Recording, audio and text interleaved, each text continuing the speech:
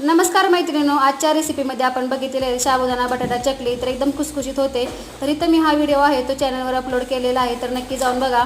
इथं मी शॉर्टकटमध्ये तुम्हाला सांगत आहे. इथं मी अर्धा किलो एवढा साबुदाणा घेतलेला आहे, रात्रभर तो भिजून दिलेला आहे.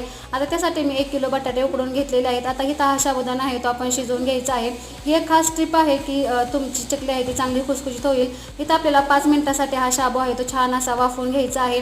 झाकून ठेवून वाफवून घेतल्यावर नंतर आपल्याला बटाटे पण शिजलेले मॅश करून घ्यायचे आहेत आणि त्याच्यामध्येच हा साबुदाणा घालायचा आहे. छान असा हाताने मिक्स करून घ्यायचा आहे, मस्त मळून घ्यायचा आहे. आता मळून झाल्यावर त्याच्यामध्येच आपल्याला मीठ घालायचं आहे चवीनुसार लाल मिरची पावडर घालायची आहे. तुम्हाला किती आवडते त्याच्यानुसार तुम्ही कमी जास्त करू शकता. इथं आधीच मिरची पावडर घालू नका, नाहीतर हाताची आग होते. छान असं घालून झाल्यावर मळून घेतलेलं आहे. आता आपल्याला ही चकली आहे ते उन्हामध्येच वाळवायची आहे. तर अशा प्रकारे मी उन्हामध्येच हे चकली आहे ते करून घेतलेली आहे. प्लॅस्टिक पॉलिथिनवर आपल्याला चकली आहे ते करून घ्यायची आहे. 2 दिवस कडकडीत उन्हाळ्यामध्ये छान आपली चकली तयार झालेली आहे. सबस्क्राईब करा.